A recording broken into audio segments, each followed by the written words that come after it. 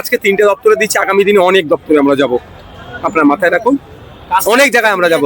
BCW দপ্তরে, labour দপ্তরে, election কমিশনে আমরা দিয়েছি, কথা বলেছি। আমাদের নির্বাচন কমিশনে গিয়ে টেবিল ঠুকে কথা বলে এসেছে আমাদের ফোরাম। এই বলছে না যে নাকি সমর্থন করছে, সমর্থন অসমর্থনের প্রশ্ন আসছে না। আর্টিকেল 324 অনুযায়ী ইলেকশন কমিশনকে পাওয়ার দেওয়া হচ্ছে। আমি অনেক আগে বলেছিলাম ওই এসআইআর কেউ আটকাতে পারবে না, তবে হ্যাঁ পদ্ধতিগত ত্রুটি নিয়ে আমাদের প্রশ্ন করছি আর করব। আমি আবারও বলছি, এটা ভুল বোঝানো হচ্ছে।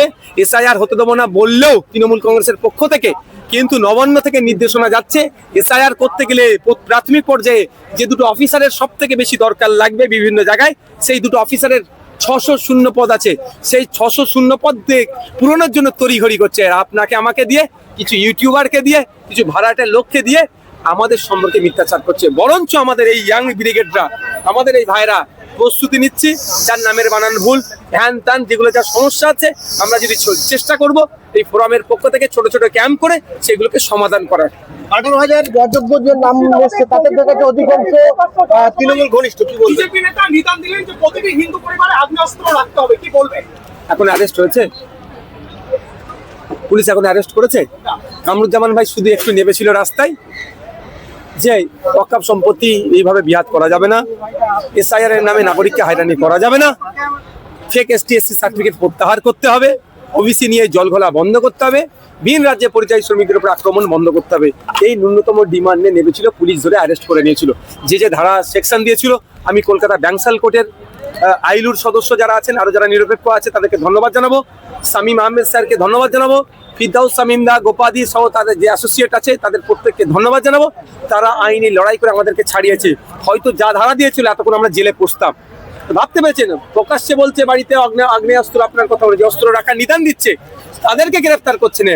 আর যারা বলছে সংবিধান মেনে চলো, সংবিধানের আর্টিকেল মেনে চলো, তাদেরকে মুখ্যমন্ত্রী গ্রেফতার করছে। বুঝতে হবে তৃণমূল বিজেপির বাইনারি তৈরি করার চেষ্টা হচ্ছে। 1806 জন যে অযোগ্য চাকরি বাদ দিয়ে আমি পলিটিক্যাল রিয়াকশন বললাম, রাজনীতিকে মেনে দেবো। আমি পলিটিক্যাল রিয়াকশন নিচে গিয়ে দেবো, বাকিটা আমি তো বললাম আমরা আলোচনা করে বলতে হবে। আমি সব বলতে পারি নাকি? আমি সর্বেশ শর্মা নাকি? আমাদের অনেক টিম আছে এর মধ্যে।